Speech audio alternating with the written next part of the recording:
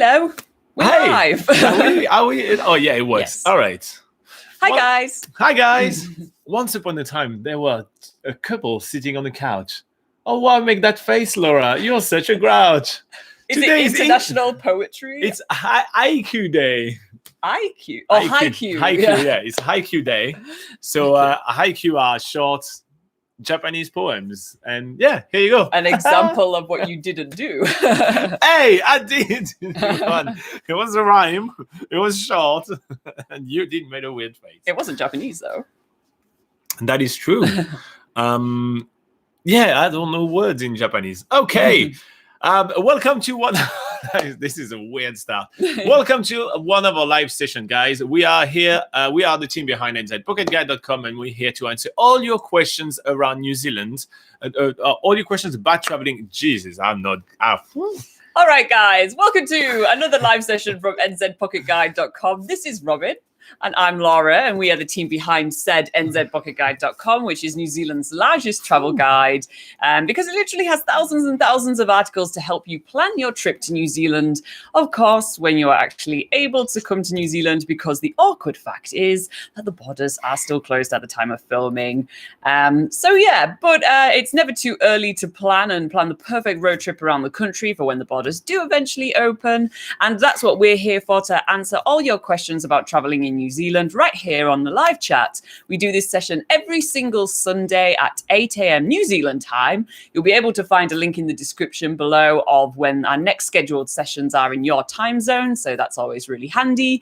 And also, if you are subscribed to the channel, you can click the notification bell to see when our upcoming live sessions are coming up, and you'll get a little notification, hopefully, if all your YouTube settings are correct. What we also do, if you do miss the live session, you can also put your questions in the comments section below on any of our videos, and we pick them up, pull them together, and we go through as many of those as possible during the live session as well. But the best place to come and get your questions answered is right now on the live chat, so ask away. All right. So we already have JS that says, Robin and Laura, you guys are the best. Thanks for all the hard work you do. Cheers from Jerusalem. That's cool. Nice. I like it. Thank you, JS. Hopefully you make it live at some point. Nathan Baith, he says, Kia ora. So if you guys don't know who Nathan is, he's a regular that pops in pretty much every week now. Yeah. And he's from Taupo, which is in central North Island. And he says, Kia ora, good morning, Laura and Robin. I won't be able to stay for the whole live chat because I'm off to Wellington with my family. Oh, nice. That's going to be a lot of fun. It's a long drive. Yeah. We have Henry Emeka that says, please, there is any news about the New Zealand borders? There are no new updates about the New Zealand borders, but you can find more information, which Robin's going to put up on the screen right now. If you want to know our predictions when we think the borders are going to open, you can search what's on the screen in YouTube, and you should be able to find our latest border prediction videos. And so just so you know, there has been no new development this week. And we are remaining with our predictions of an opening of the New Zealand borders at the earliest. The earliest we think is going to be, November or December 2021, but probably more during the first quarter of 2022. Nothing before that. Yes. Gagandip Sign says, good morning, Laura and Robin. Please, any news about student immigration for level 7 students from India? The same really applies to you, Gangadeep. Unfortunately, there's been no new news about the borders opening for students, international students, and that includes people from India as well, I'm afraid. But you can get more information about the borders and sort of the updated information on the link that Robin's going to put on screen right now at the immigration website. Is that that's on screen yet? If you go on immigration, on the New Zealand immigration website, the official one, which is on the screen right now, they give you updated information about when the borders are open and also when the borders are open for certain people with certain visas. So you can find more information on there. Cool. Then we have Michael Stace that says, good morning. Doubt you remember, but in January I mentioned that I went seal swimming in Kaikoura. Yes, I do remember that. Best activity in New Zealand. Yep. He says, well, since I've been airboating in the Waimaikiri on the Waimaikiri, is ziplining at the Christchurch Adventure Park and exploring the Weta workshop Unleashed in Auckland. picture on my Instagram at Sir Mike Stace. Yeah, I remember I do follow you on Instagram. I need to actually go check that out. Michael, tell us a little bit about the Weta Workshop Unleashed in Auckland. What did you think about Wellington. it? No, in Auckland. It's in Auckland. It opens. It opened a couple of months ago. So yeah, we haven't had the chance to get there. No, we haven't. So clearly. We did talk about it though. Okay. But yeah, we haven't had the chance to get there. So tell us a little bit about what you think of it. And we are planning to go there in the next couple of months. So that's going to be quite cool. Kirsty Wash says, hello, I hope that you both are doing well. We are. Thank you very much, Kirsty, for popping in. That's been a while that you haven't popped in. What has been happening with you? Siyeda Rutab says, any news about spouse and dependent child visa? Unfortunately, there hasn't been any new updates about when the borders are going to open for basically anyone that can't come into New Zealand right now. Only people with very specific conditions for their visas and only residents and citizens of New Zealand can come back to New Zealand. But you can find all the information on immigration on the New Zealand immigration website. That's the official website that you can see on screen right now. And they have updated information about the visas and the borders and all that good stuff. So go check out that website for more answers to your questions about visas. JS is mentioning that Whitbix was missing. Yes. We have to stop forgetting about Whitbix. I feel like we do that every morning. Every week. Yeah. That is bad. Michael Connell says, good morning, guys, and to the elusive Whitbix. So here, another person noticing. He is very elusive. He is like a real kiwi bird, actually. I've seen them in the wilds, personally, so I'm fine. But he usually sleeps during the day, so we have to wake him up on a Sunday morning. And Michael is enjoying some sunny weather on the Hibiscus Coast. It's a rarity in autumn in New Zealand, so enjoy that. Nathan says, I hope to get some photo while in Wellington so I can show what this I did in Wellington. Yeah, for sure. Just send it to us on the Facebook page. It's usually easier to send us send photos. Yeah. Anthony Comstock says, stay safe. I'm here until the end. I usually say that when the live session is finishing. He wants it to finish now. Wrap it up, guys. Wrap it up. And Claire is sending us a bunch of emojis, telling us, lying to us about the fact that there may be sun in Dunedin. And we all know that's a lie. I don't believe you. We all know that's absolute bollocks. There is no sun in Wellington, no sun to be found in there. Dunedin. In Dunedin, yeah. Cool. Okay, while you guys are getting warmed up, Henry says, please, what kind of business can one start in New Zealand with little capital? So we're more, Henry, we're more of a travel channel here, right? So we won't be able to give you business advice. That I feel like, it wouldn't be a good thing for us to do, just because we just in the tourism realm, right? So I think that if you do want to start doing some research about investing or starting business in New Zealand, there are much better places to contact. There is the Ministry of Business, Industry and Employment, which is MBIE. So if you go on mbie.govt.nz, you'll be able to find some information about starting businesses in New Zealand and all that. There's a lot of resource. Then you can also check IRD, which is the Inland Revenue Department. So ird.govt.nz, and both of those website will be able to help you out in finding some information about starting businesses in New Zealand. We only have a limited amount of information on starting business because obviously, yes, we did start a few business here in New Zealand.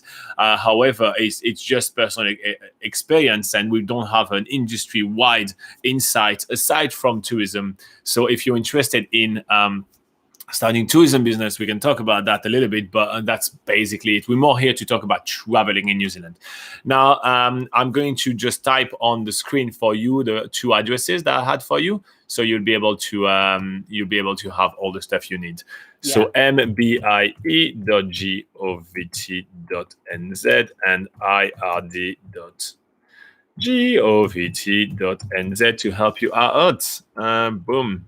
So that's going to be two websites for you. And it's showing on screen right now. Gee, wow. This new system is amazing. Minus the plus at the beginning of the IRD. Yeah. Here you go. Yeah. I was just too impressed by myself right here. So yeah, check out those websites for more information to do with starting your own business. And it's also good for employment as well if you're interested in employment in New Zealand. Exactly. Also. Here you go. So I hope that those resources will be very informative for you, Henry. We have Heshen, which is here, and he says, good morning, Laura and Robin. Good morning, Heshen. How are you doing today? All right, guys. So while you're getting warmed up with some more questions, we're going to go with a question that we received earlier on. To be quite honest, a couple of weeks ago.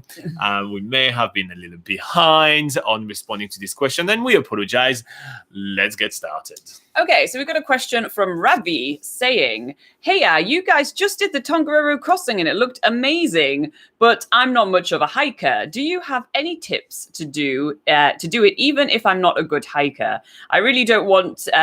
I really want to do it. It looks so good. So yeah, the Tongariro Crossing is one of the crown jewel of the hikes in New Zealand. I actually think it is the most popular day walk in the country. It is also part of the Tongariro Circuit, which is one of the New Zealand Great Walk. It's a fantastic walk to do, but there are actually a few things that you need to be aware of and a few things to keep in mind when tackling such a long walk. So we're going to go over a couple of tips for you, probably about 10, because that's usually a good, nice round number. And I'm going to get started because I'm not polite. Okay. So first up, you need to make sure that you pack enough water. There is no water available for the whole crossing, so you basically be on your own. So what you are leaving the car park with is what you're gonna have with you for the whole hike, and that is it. And you will need a lot of water. I know a lot of people actually think, oh, I don't drink that much, I don't need that much. You genuinely will drink a lot. It is a very tiresome hike. There is a lot of exercise there. There is no shade whatsoever because you are literally between, well, you're hiking a bare volcano. There is only shade for the last, let's say, 30, 45 minutes. That's basically it when you are arriving back into different landscape during the hike. So with that in mind, you need to make sure that you have at least 1.5 liter to 3 liters of water. If you are from the US, I think it's under 1 gallon, I think. So have under 1 gallon of water with you. And seriously, you will drink most of it. I feel like literally the last time you probably saw the video, we have a video of the complete guide to the Tongariro Crossing on this channel that you may want to check out. And I will link it in the description below. And literally when we did it last time, we both ran out of water. Yeah, we had 1.5 each. Yeah. So we did run out of water. Plus the small water. So we had a little bit more than 1.5 each, and we ran out of water. Yeah, we ran out about 2 hours before the end. So we thought, oh, we should have taken more. So yeah, going more towards the 3 liter mark per person would probably be more ideal. Yeah. Moving on. Yeah, moving on. Another tip, safety tip, is don't leave anybody behind. If you are hiking in a group, and if someone's walking faster and they want to leave the group and stuff, that's usually not a good idea. It's usually better to stay together so that you know where everyone is and you can keep an eye on each other. There's often this usually happens where people split off when the weather isn't good and someone thinks they can keep on going even if the weather is deteriorating, and then the rest of the group decides to turn back and go back. That's when there has been quite a few accidents and stuff on the Tongariro Crossing, mainly when that's happening. So yeah, just if you are hiking as a group, just stick together. Although you can definitely hike the Tongariro Crossing alone, there's usually a lot of people on the crossing. If you are hiking alone, it's usually okay and safe to do. But if the weather is deteriorating, don't go off onto the mountain. If you can't see anything, if it's super windy and cold, and if you have any iffy feelings, then it's usually a good idea to turn back if you haven't actually reached the halfway point. All right, for the next tip, I'm going to talk about packing. Make sure you pack for every single type of weather you're going to get during the walk. Even if the prediction says it's going to be beautiful and sunny, the weather can change really fast. It can become really windy. It can start raining. New Zealand has 4 seasons in one day, and it's not a joke. So make sure that you do have a rain jacket with you, even if you do it in the middle of the summer. I can't stress that enough, but that's very important. Yeah. Another tip is to book a shuttle. It is a one-way hike, the Tongariro Crossing. It's approximately approximately 19.4 kilometers. So because it's a one-way hike, you will need to have transport from the end, either to take you back to the Tongariro Crossing car park, or from one of the nearby towns. And we usually find it easier to get a shuttle from one of the nearby towns, such as Turangi. There's also a National Park Village. There's Whakapapa Village, Oakuni, Taupo, for instance, or Taumanui. All of those towns have shuttles to the Tongariro Crossing and back, and that's usually the easiest way we find to actually get to the Tongariro Crossing and back. And usually afterwards, if you do go with a nice company like Active Outdoor Adventures or Backyard Tours or someone like that, they give you a nice bottle of beer at the end, which tastes oh so good after such a long hike.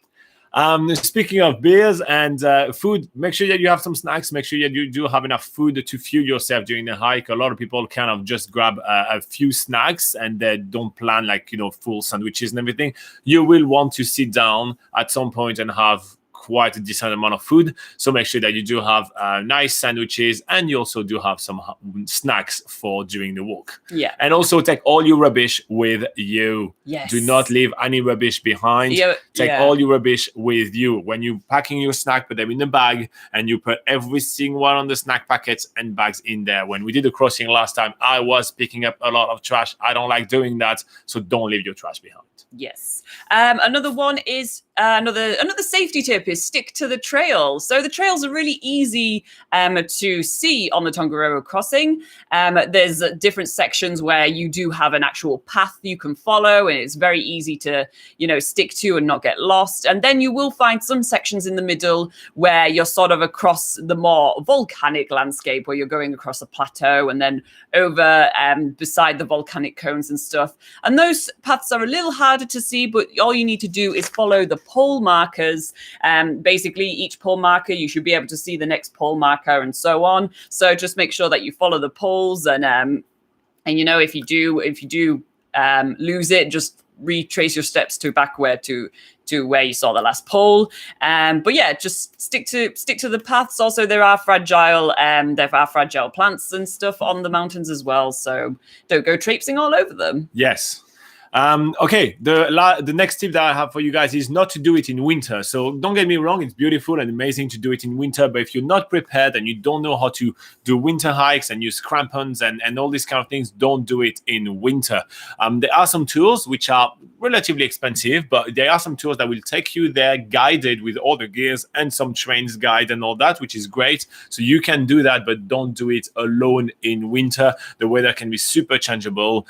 It is just very dangerous. And so it would be very silly for you to put yourself in such a precarious situation. There are very often, I don't think there has been a single winter on the Tongariro Crossing where there haven't been some sort of accident. So make sure that you're not one of those. Stick to the correct season for the Tongariro Crossing. And when is the season? Well, that's the next point. Okay. Well, okay. So I didn't want to steal your thunder. Okay.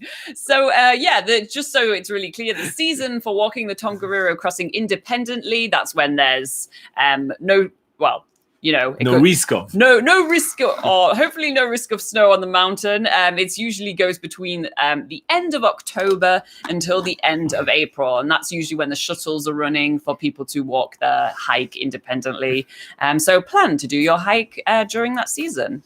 And that's end of October to the end of April, just to make sure that we say that multiple times. All right. Yes. So on the channel, we do have a video about the complete guide to the Tongariro Crossing. You may want to check it out. It's long and boring, but it has all the information that you may need to have. We also have an article on NZPocketGuide.com, which is the complete guide to the Tongariro Crossing. We also have how to prepare for the Tongariro Crossing. We also have a list of the best shuttles to take for the Tongariro Crossing. And we also have a list of where to get started for the Tongariro Crossing, i.e. which accommodation to use when doing the Tongariro Crossing. So in short, for all your Tongariro Crossing needs, we've got you covered. There is a ton of links for you in the description below, so make sure you check it out. And if you do find this video useful, a free way to say thank you is to hit the like button. And you can also subscribe. We do a lot of tips. All right, let's go back to the live chat. We have Dev Otrovsky, which says, hey, good morning. What island is most expensive? Oh, it really depends. I think they're both about the same price. Cost of food is slightly more on the South Island, I think, just because, you get a lot of things imported in North Island, they get there. But now a lot of things arrive in Christchurch. So I wouldn't really know which one is the most expensive, to be quite fair. It's a very relative question. It depends on what you're doing. If you want to buy housing, it's cheaper on the South Islands. But if you want to do adventure activities, more expensive in the South Island than it is on the North Island. So it really varies a lot. If you want to rent a car, it's cheaper to rent on the North Island than it is to rent on the South Island, for instance. So there is a lot of different things. So give us more context, Dev, and we'll be able to give you a better answer. Clay says that he sent me a picture of the sun on the deck, and I'm just going to show it to Laura, and I'm going to ask her how much sun she sees on the picture. That's a lot of cloud. I do see I do see some sun in the distance, but that's still, if that's a sunny day in Dunedin, then that explains a lot, doesn't it? Here's what Clay sent. Here's what Clay sent on our Facebook page, telling us, trying to lie to us that there is sun in Dunedin. That's a nice view from your deck, though. I'm very jealous. Dev says, also, is it worth getting a rental car or just a camper van? I'm going to be traveling by myself. Which one is more economical? We do have a video about that on the channel, actually. We had someone about like maybe 2 or 3 months ago that actually asked us, should she rent a car and stay in a hotel or Airbnb and all that, or should she rent a camper van? And we compare all that for her. So you may want to check out that video. It's about like 15 minutes, and we go over all the different different aspects of the budget and everything. So I think that may be really interesting to you. So what you can do, Dev, is on the channel itself, you can search for a car rental versus camper van rental, or on YouTube you can do car rental versus camper van rental, and then just type NZ Pocket Guide afterwards, and you'll find a video when we explain all that. I think that's going to be very very good for you. But if you do have any follow-up, Dev, we're here for you. Michael Mariano, all the way from Hawaii, is giving us a massive amount of emojis and says, good morning. Aloha. Everyone. Clay is talking about the Tongariro Crossing, and he says, when I done the crossing, I had way too much stuff. I was told better to be prepared than not to. But having the perfect day was great. Carrying the unneeded gears was repeatable after the stairs. The stairs are not that bad. On the channel, we have a video of 5 travel tips for #van_life with a guy called Finding Huggy.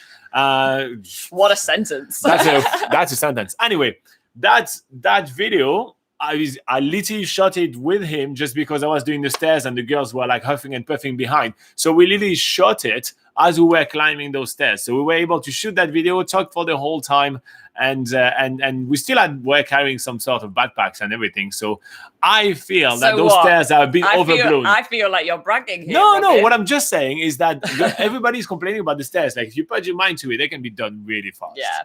I find that the stairs aren't the hardest part. The part for me that I find the hardest is climbing just before getting to the red crater where, it's just all the loose rocks and stuff are like...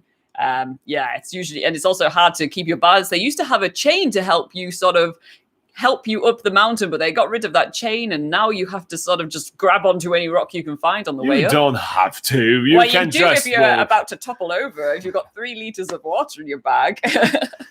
Nathan says, have a great day. See you next week. Have a good trip, Nathan. Enjoy the drive. Yes. Why in the world is here? That's been a while. He says, good morning, Laura and Robin. Weather is cold down here. I think it's in Christchurch. Yeah. So it's kind of cold up here as well. Probably the same type of weather than you have in Dunedin, where you think you see the cloud, the sun behind the cloud maybe a little bit, and it's a half a sunny day. Yeah. Why in the world says, question: what activities are there to do in far north between Auckland and Cape Ringa? That area is on my bucket list. Ooh, there's so much to do. Yeah, let's pick 2 or 3 each. Yeah. One of my favorite places in the far north region is the Waipua Forest. This is where you can find some of the largest kauri trees in New Zealand. There's a ton of short walks you can do there, as well as a couple of long walks, but short walks to see Tanemahuta, which is the largest kauri tree in New Zealand, as well as other ones. And yeah, it's really a really awesome place to see. If you go there on an evening, you have a chance of seeing kiwi birds. There are a few kiwi birds in the forests around there. So I find that a really cool, sort of natural landscape to explore. So another thing that I like, it's part of the bus trip that you do to go all the way up to Cape Reinga, but it's pretty cool to do dune sandboarding. It's a lot of fun. So you get a bodyboard and you just go down the dune and everything. That's a lot of fun. So I will put that on my list as well. Yeah. There's a few really awesome waterfalls on the road trip up there. One really easy one to visit is Fangaray Falls, just outside the city of Fangaray. It's like a 5-minute walk to go and enjoy the views of that. And also nearby in Fangaray, actually, just as a bonus thing to add in is Abbey Caves. It's about a 2-hour walk, putting in the time where you actually go and also explore the caves. So there's 3 different caves to explore, and you get to see glowworms and who doesn't like a cave? They're so much fun. Yeah. All right. If you stay in Pahia, you do have a lot of ways to explore the Bay of Islands, and I think that is definitely a must-do when you go up north. So Pahia, the Bay of Island has 144 different islands. If you want to factoid right here, so you can take a cruise to go to the hole in the rock. You're going to see some dolphins. You're going to see a big hole in a big rock in the middle of the ocean. It's quite nice. We have videos of all those things we talk about, by the way, on the channel. Yeah. Or you can go to Urupuka Islands, which also we do have a video on the channel. It's really fun. And there's some really nice walk and some amazing birds there as well. And the cruise is nice as well. Yeah. Any more shall we add, or? Yeah, you can go for, we say 3 each, and I think I just did 2. Okay, yeah, well, I'll keep going. So also, I'll also mention something in the Bay of Islands. It's more in Kerry than Pahia, but Kerry is really a good place to go if you want to learn a little bit about the history and the early history and early sort of like colonial and Maori history of New Zealand. And they have a cool place called the Stone Store, which is, I think it's like one of the oldest stone buildings in New Zealand. So you can go and check that out. And they also do tours to like the nearby a nearby sort of curry house type thing. We have videos on the channel. And also there's Russell, which was the first capital of New Zealand, and that has a few historical buildings and stuff to check out there. There's usually like the first pub, the first hotel, the first this and that. So that's quite fun to check out as well. And you have the Waitangi Treaty Grounds. So I like how I give you one thing to say. You give like 3. It's more like in you the stole realm. all of mine. I'm loving it. In the realm of historical places in the Bay Islands. Islands. So last thing I'm going to be picking then, you can explore 90 Mile Beach. So 90 Mile Beach, a lot of people want to drive it and everything because it's technically an official highway in New Zealand. It's pretty cool. Make sure that you are not doing that with the rental car because your rental car is not insured if you go on 90 Mile Beach. But you can do even better. You can actually horse trek on 90 Mile Beach with Ahipara horse trek. So check that out. It's pretty cool. Yeah. So here you go. That's a long list for you. Why in the world? So you better have some budget and enough time. Also tell us when you have the videos up. Nabonil says, hey, just started rewatching The Amazing Race. You guys will be perfect for it. I think you have to be American to do those kind of TV shows, but that sounds a lot of fun. Call the producers of The Amazing Race and tell us to give us a shout. Michael Mariano says, any recommendation on which area we should travel when traveling with kids during winter time, South Island respectively? Ooh, there's an overwhelming amount of places, really. Pick a couple. Yeah, okay. I'll say Queenstown because there's so much to do in Queenstown. There's so many kid-friendly activities to do there. If you go to, is it Walter Peak High Country Farm? Kids usually love that activity where you get to sort of pet the sheep, see the sheepdogs, do their thing with the sheep, and also pet animals and have nice food there, and go on a steamship across the lake is really cool. There's so many different cool things to do in Queenstown. There's the luge as well, which is a really fun family-friendly activity. Jet boating's really good. Just Queenstown has so much to do that families will certainly not run out of things to do, but you do tend to need the budget to enjoy those activities as well. Yes. So if you're looking for a treat yourself destination, Queenstown. You can also go to Kaikoura. Wildlife is always a good treat for the kids, and it's independent of like, is it winter or is it not winter? You're still going to have wildlife. So in Kaikoura, you're going to check out a lot of seals. You're going to check out a lot of seabirds. You're going to check out a lot of marine life. I think that for kids, it's definitely a must-do on the southern. And winter is a great time to go there because you're going to get less tourists and you're going to get the same amount of wildlife. So whoop, whoop. Yeah. Another place I would mention is Lake Tekapo. So on one hand, you have the hot pools there, which during the winter, they do they have an ice skating rink at the hot pools, and they also they do, is it called tobogganing? So you can go and slide down a hill on some ice, and that's a lot of fun. And that's usually what kids really enjoy. Also, if you want to, I don't know if you ski or not, or if you want to learn skiing, there are a couple of ski fields in the area as well. So you can take the kids skiing on some family-friendly slopes. So that's always fun too. And also there's some lovely walks and stargazing tours and just beautiful scenery.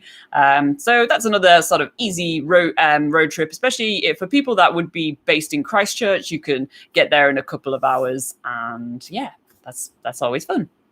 Here you go. So that's plenty of places to check out with kids in winter on the South Islands. But if you do have any follow-up, Michael, go ahead. Clay is trying to tell us that was an amazing day in Dunedin. You guys saw the picture. It wasn't. Clay is also saying that regarding to Tongariro Crossing, just before the crater was grind for him as well. In our videos, there was chains, but we never found them.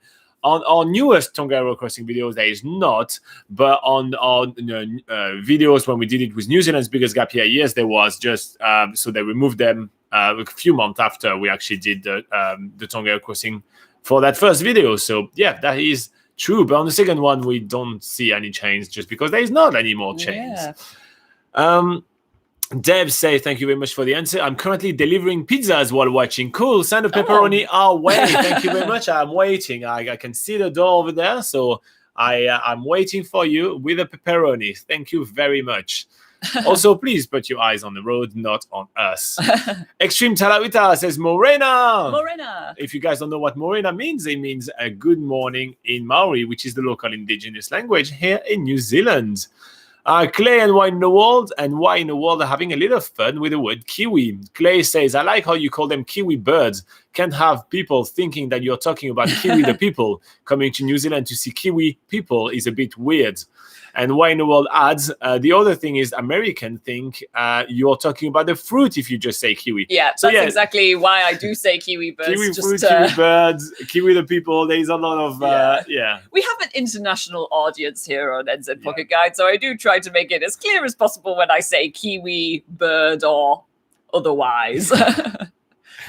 Rohit Kuhar says, your assumption for the border open for international students? ? And laughing face. I think you kind of know. It seems like you might know the answer, Rohit. But there's been no news of when the borders are going to open for students, I'm afraid.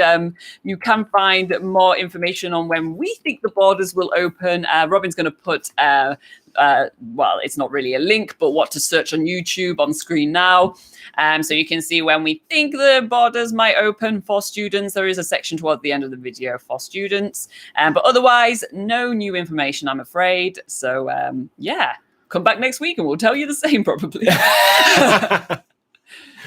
By the way, guys, if you do find what we're doing useful, click on the like button. It's always a nice way to say thank you for all our hard work. We are not even at 10 today, so yeah, we are not being useful enough. No, we are not doing a good job today. Michael Connell says he's talking to Y, and he's telling you to walk to the Waitangi from what. I'm going to restart. Michael Connell is giving some advice to Why in the World, which wants to explore the far north. And he says there is a good walk from Waitangi to the Rainbow Falls along the river edge past the white heron, season-dependent, nesting areas in the trees across the boardwalk. I think you mean to Haruru Falls, which is in Paihia, because Rainbow Falls is the waterfall in in Kerikeri. But there is a really cool boardwalk that not a lot of people know about. It's not really a dock walk, or it's more of a local walk, but I have done it myself. And then when I have gone to look up information online afterwards, I've noticed that there hasn't been much information about the boardwalk. But yeah, it goes through the mangrove trees, and yeah, you start from Waitangi along the riverside and go all the way up to Haruru Falls, which is really awesome. Good recommendation. Extreme Talaita is asking, how are we, Laura? Good. Do you have an announcement, by the way? Yes, I do have an announcement. Go ahead. What a beautiful transition. So yes, coming up on the channel this week, I did an actual whole video by myself without Robin, talking about my pros and cons about living in New Zealand. Although we do talk a lot about travel on this channel, obviously a lot of people are thinking about immigrating to New Zealand and want to know what it's like to move here and if it's the right move for them. And I've done a video especially for you guys that do have those questions. What are the pros and the cons of living in New Zealand? So hopefully Robin will have that up on the channel by the end of the week. That means Saturday. Since I did pour my heart and soul into it, I think it's about 30 to 40 minutes long, so it's quite a long one, but you can skip to the cons if you just want to hear the cons. So yeah, hope you enjoy that one, guys. And if you want to see when it is going to come up, just subscribe to the channel and click the notification bell for when that video will come up next. Nice. So Michael Connell is agreeing with you. It's not Rainbow Fall, it's Haruru Falls. So. Yeah. So you agree with me, Michael. Laura is always right? Usually Michael is the one correcting me. So I feel like for once I get to correct Michael, and it makes me feel better about myself. Yeah. We also have Tosif that says, hello from Pakistan. And he's asking, still no update for opening borders for visitors? No, sadly, there is no update. We're going to stick to our predictions that you can find by searching this on YouTube. So this is our current prediction on when the New Zealand borders will open, but there has been absolutely no update this week, sadly. Clay and Michael are having some discussion about drinking too much whiskey. That becomes a common occurrence on this channel. Why in the world says, I think the best way to answer the student/work visa question is to look at whether COVID has been eliminated in your own country. If so, then New Zealand may let you in, as we have seen with Australia. I think you have to take that with a very, very, very big grain of salt right here, because there are some countries which are completely COVID-free, especially, for example, in the South Pacific, and there's still no travel bubble for them. So I think it's going to come from a New Zealand decision as well. So I do agree with you that there is a major factor, and we do mention that a lot in our videos. There is a major factor, which is how is your home country faring against COVID-19. But there is also a need for a will from the New Zealand government to actually put the time and effort to create processes and put in place a travel bubble. So you also will have to be a big enough market for New Zealand to get an early opening. Otherwise, it's going to go on with the wide opening that New Zealand may or probably will do eventually once we do have herd immunity in New Zealand. So I think that this is a subject that obviously is completely out of our hands. We are just reporting on what's happening, and that's why we try to avoid a kind of having policy predictions, and mostly just having like, this is when roughly things may or may not open. So yeah, just putting some context around that comment just so everybody is on the same page right here. By the way, if you do find our honesty useful, you can hit the like button. We're doing really bad in likes today. I don't know why. Okay, Tosif says, you eliminated my hello from Pakistan. No, I did not. I just said it. Sorry, maybe I was just busy with other question, I guess. And remember, guys, sometimes we get comments in different orders than you guys are seeing it because of loading time and delays. So sometimes that may have happened. But I don't forget anyone. Speaking of not forgetting anyone, JV Seminio says, hi guys, I hope all is good with you and family. I just wanted to ask whether the government will open the borders for essential workers, skilled family, already 17 months that we are away from our families. So as I was just mentioning right now, there is no signs that New Zealand will open its borders for quite another lengthy period of time, in all honesty. So we do have a prediction on when we think the borders will open. It's just right here. And I don't think that being a skilled worker family will make the border open earlier for you. It's going to be more of a general kind of opening. And it's due to the current event. It's an exceptional situation and it required exceptional measure. I obviously take no pleasure in saying that. And I wish that the borders open as soon as possible, right? We are running a tourism business, right? Our job is to run nzpocketguide.com, right? So with no tourists, that means no income, nothing, right? So, we obviously want the borders to open. We just don't think it's happening anytime soon. Ralph Bruno says, hello guys, good to see you. Your videos are very informative. Can you make a video on IT jobs in New Zealand, please? So this is a travel channel here at nzpocketguide.com. We don't specialize in certain career paths in New Zealand. So we're not really the best people to make that video for you, I'm afraid, Ralph. But if you need to find any more information about, getting your visas to come to New Zealand, for instance, then you can check out the Immigration New Zealand website, which Robin's going to put on screen right now. There would probably be a place to start with your research. That'd be the best place to start with your research.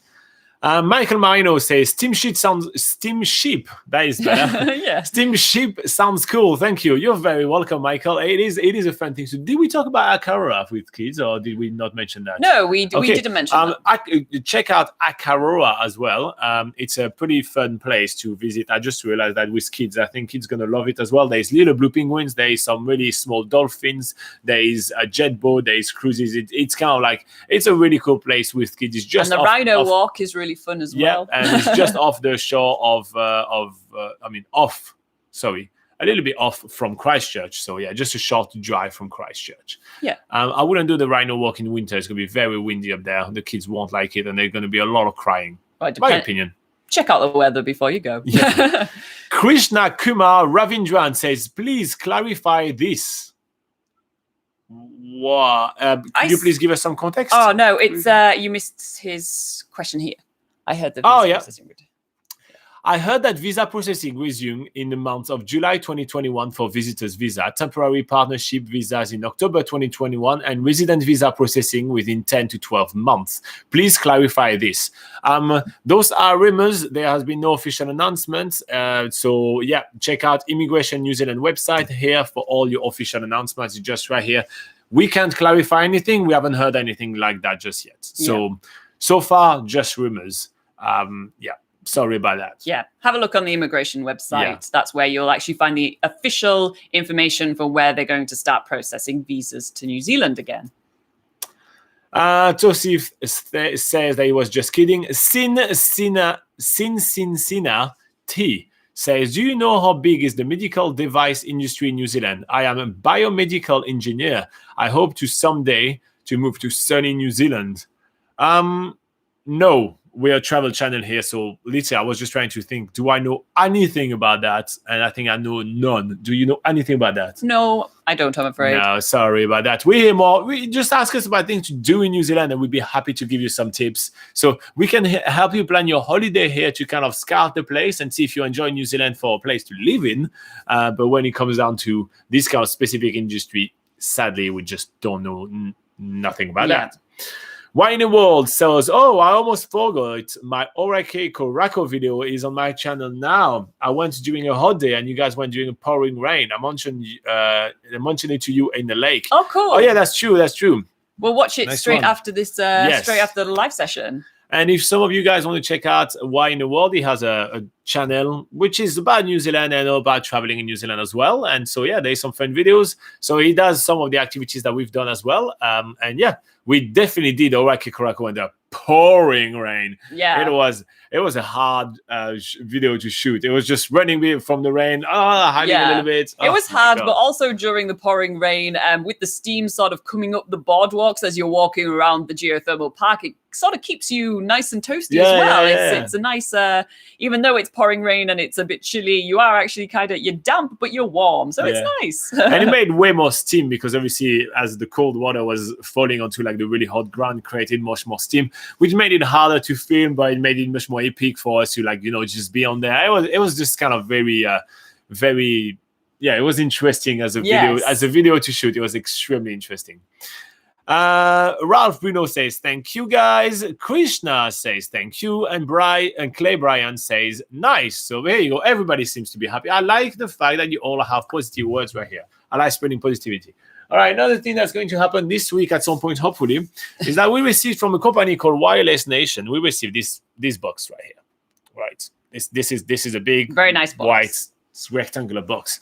So this is basically a way to have internet in your vehicle on the go, pretty much as good as your internet at home. You don't have to use your phone for tethering and everything. It's basically a modem to get that. So it uses cell towers around New Zealand, connect to all of those. And this entire thing is your Wi-Fi box compared to on your phone, it's going to be miniaturized, tiny little thing like that. So this is basically a full home modem that will use some of the cell towers and everything. You put a SIM card behind everything. It's pretty cool.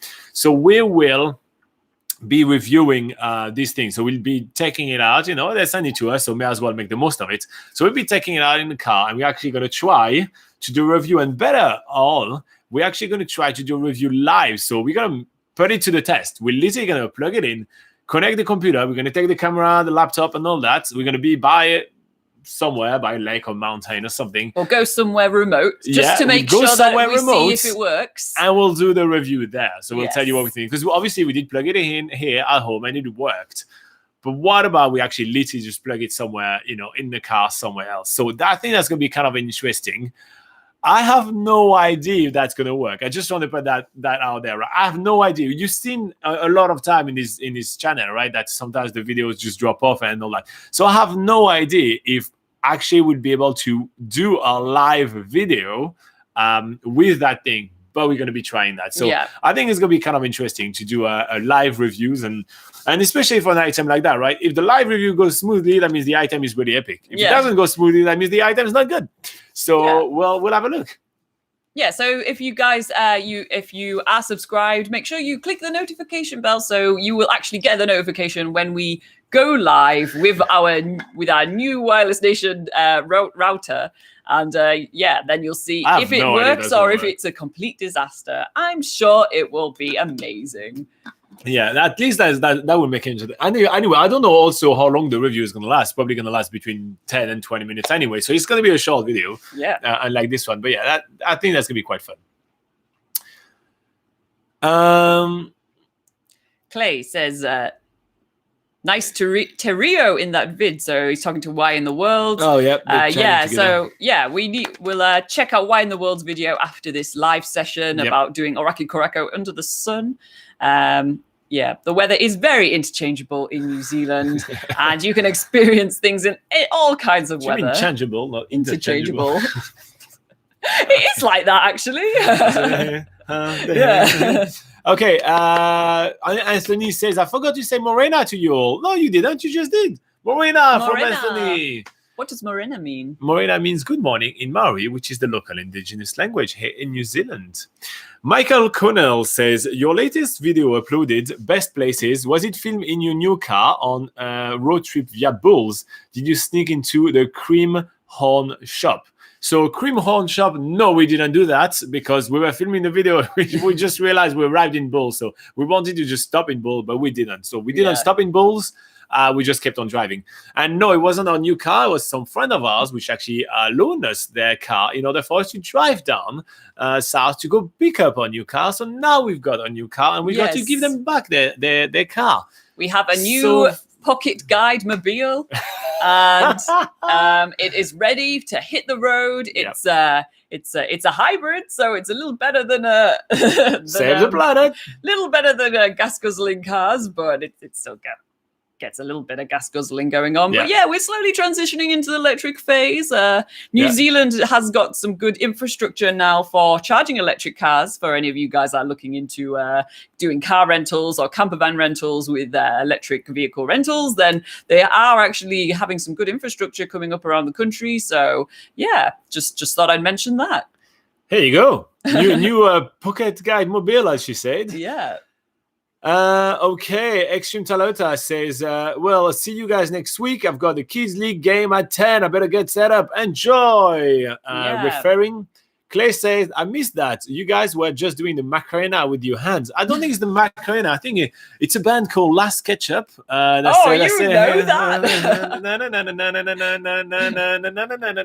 Yes, as you can tell, we grew up in the 90s.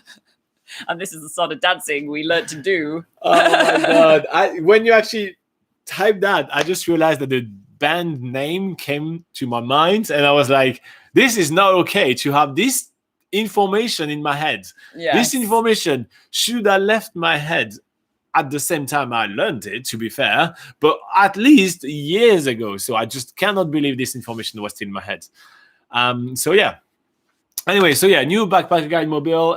Laura is going to do a pros and cons of life in New Zealand. So I know that you guys have been quite fond of my video of pros and cons of life in New Zealand. So here you go. You're going to get hers. It's coming out this week. Honestly, I will get that done this week. I think it's going to come out on Saturday just because I do have a lot on my plate on for this week and a lot on my plate this week. I'm struggling talking today. Talking's hard. I'm not awake. And so, yeah. What does he say? Why in the world? He says their new car says South Pacific Pocket Guide on the side.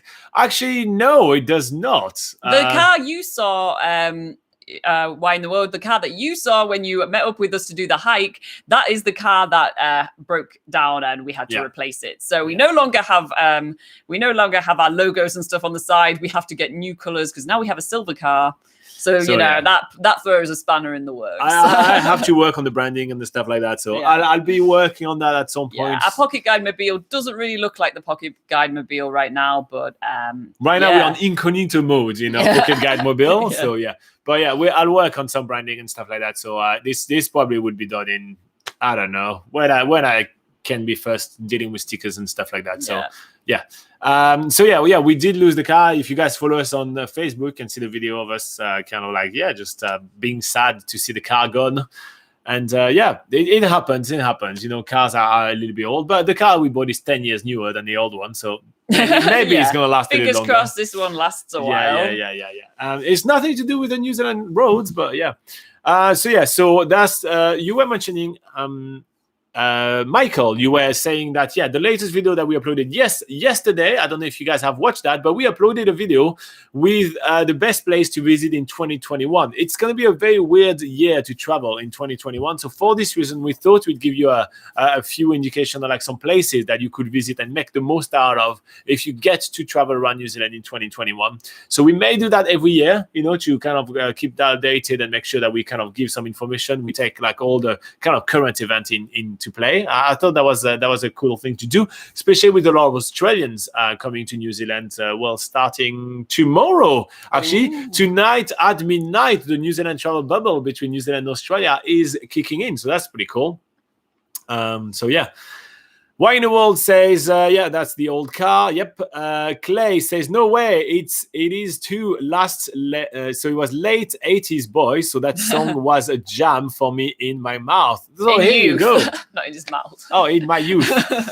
I am completely out of it today. I don't know why. I just don't have the pizzazz. Yeah, I don't have the pizzazz. Usually I'm like so smooth. I can read and talk at the same time. It's not, Adil Mula says, Kia ora, Robin and Laura. Kia ora. Is the Bulls Museum wheelchair accessible?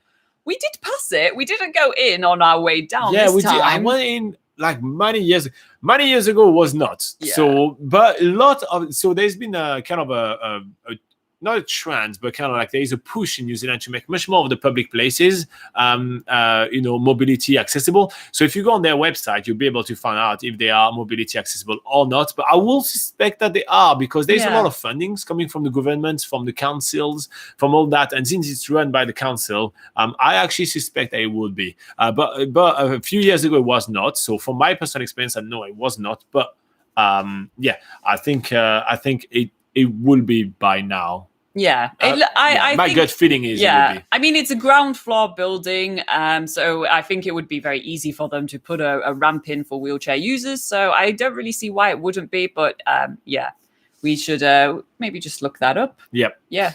Clay says, will you guys scratch the travel itch and head off to Australia for a visit? So we don't have plans to go to Australia ourselves.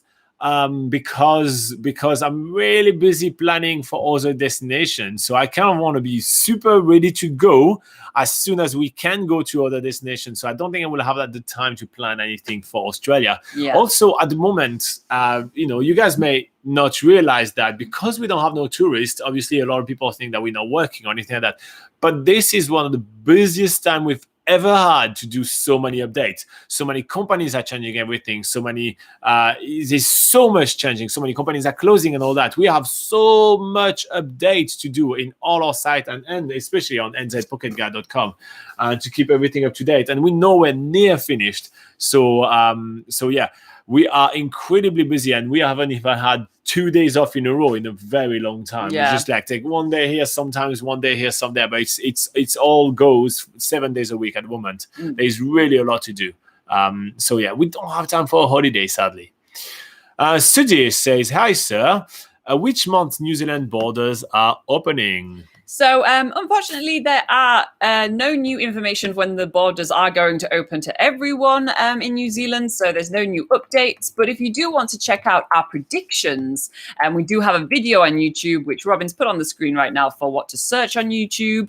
That will give you a bit of an indication of when we think the borders might open. But of course, it's not it's not official information. But if you do want to get some more context and a bit more information about that, head to that video. Here you go.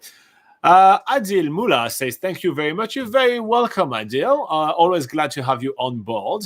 Why in the world say, "I'm still waiting for South Pacific Pocket Guide videos. Please go to the South Pacific Islands and make videos, not just a website, make videos." We actually have released, literally within the last 30 days, we released a complete guide to Tonga, complete guide to Niue, 30 tips to travel in Niue. So we released already 3 videos just this month about the South Pacific. Go check them out, Jay. Yeah. We've already done them. They're on the channel. Check it out. But yes, we are waiting to go to the other Pacific islands so that we can create more content for you guys. So that's what we're sort of getting ready to go as soon as the borders open. So we do have as I said, the complete guide to Tonga. It took me hours to do also those things. It's so boring, but I have to say, making those videos is a lot of work. Boring. Robin did a different style of video. Not my style. Let us know, Jay, what you think about this new style of video. But we're doing a bit more of a long form, informative voiceover type video. So it's a little bit more relaxing. It's not as action packed as what our videos used to be with New Zealand's biggest gap year, but yeah, let us know what you think about our South Pacific videos. Just trying some new things. Dev Ostrovsky says, that's a good question. Is your 21-day itinerary going to change since you're making updates to the website? That's a very good question. It did already, so we don't think we're going to change it more, but we actually just finished updating all the itineraries on the site. So if you go on nzpocketguide.com, then you click on trip IDs. And then here you can change. You obviously can choose if you want to travel for 30 days, 21 days, 14 days, or 7 days in New Zealand. And then we have suggestions depending on what type of traveler you are. If you're more in a honeymoon, or if you're traveling with your family, or if you're traveling on a budget and all that. So we have all of those already on the channel. And we've already finished the update. I think the updates were finished about 2 to 3 weeks ago. And so now we're updating all the sections of the website. But that's a very, very good question. And if you did kind of copy and paste it or used it more than, let's say, a month ago, already to plan your itinerary, maybe check it out. And we've done the update. Maybe it hasn't changed. I know the specific one you looked at, but we've done the updates to those already. So we've added more itineraries for you to choose from, going to different places in New Zealand as well, depending on what style of travel you want to look at. And you updated the one that were already on the site as well. But that was a very, very good question, Dev. I like that. Sudhir Bashina says, light driver, how much salary from New Zealand? So we're not really... I don't know what a light driver is. Oh, just a type of driver. Doing light vehicles, maybe. But yeah, we're not really, at this channel, we are a travel channel. So we can tell you more about traveling in New Zealand and maybe just like the odd things like the pros and cons of living in New Zealand, for instance, video coming up this week. But we don't really specialize in certain career paths for New Zealand. That's not really what this channel is about. So unfortunately, stood here, we can't really answer your question, with expertise here. So we really strongly recommend to go elsewhere for questions to do with career paths and working in New Zealand for certain careers. Yeah, it's more, this channel is really much about traveling, right? The latest video that we published was the 10 best places to visit in New Zealand in 2021, right? So it's really much about things to do in New Zealand more than anything. Also, I realized that I haven't put stuff on our website on screen for a while, so I'm just going to use that new tool that I'm still really excited about, guys. I know last week was like a new thing and we were all excited about it, but let's not just fall out of love with it just let's not take it for granted either. Exactly. I mean, look at that. All right, guys. So thank you very much for joining us for another week. That was awesome to hang out with you all and answer all your travel questions for New Zealand. We are wishing Nathan an awesome trip to Wellington if he's ever watching the replay of that. So we are wishing Kiwi Loren an enjoyable run in the snow if she's watching that afterwards. And in the meantime, thank you so much, all of you guys, for popping in. It's always awesome. If you do have some questions that we did not answer during this live session, make sure to put them in the comment section of this video. We are always looking at the comments of our videos. We're always answering literally every single comment that we're getting, because we're here to kind of build a community with you guys of people that travel together and enjoy traveling in New Zealand together and answering all your questions. So yeah, make sure you do that. And if you find this video useful in watching a replay and you want to just say thank you for all our hard work, hitting the little like button is a great free way to say thank you for all that hard work we're putting in. And in the meantime, you can also check nzpocketguide.com, which is New Zealand's largest travel guide. Look at that double exposure of the website. So yeah, largest travel website to New Zealand. Ton of travel tips for you and all our recommendations for traveling in New Zealand. So keep staying safe. Hopefully you guys are going to get to travel to New Zealand really soon. Yep, so, we have our fingers crossed. All right, guys, that's just it. Yeah, that's it. Okay, bye-bye. All right, guys. Oh yeah, keep an eye for Laura's pros and cons of traveling of living in New Zealand coming up soon. All right, see you next week, guys. No, Michael, don't miss next Sunday. Stay safe, and we'll be here next week, same time. Michael is going on a surprise road trip. Ooh, fun. Hey, Maria. Bye.